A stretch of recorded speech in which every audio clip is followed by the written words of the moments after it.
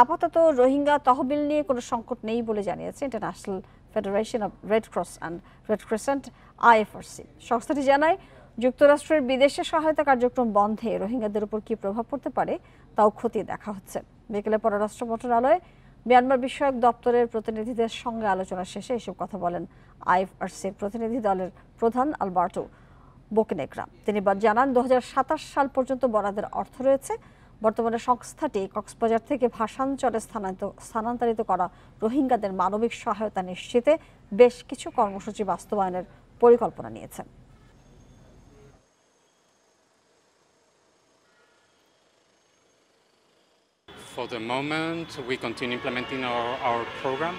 রোহিঙ্গাদের জন্য বিভিন্ন সরকার ও সংস্থার অর্থায়ন কমলেও এখনই তার প্রভাব পড়বে না, কারণ বাংলাদেশে অবস্থানরত রোহিঙ্গাদের জন্য 2027 সাল পর্যন্ত বরাদ্দকৃত অর্থ রয়েছে, যা দিয়ে আমরা আমাদের কাজ চালিয়ে নিতে পারব।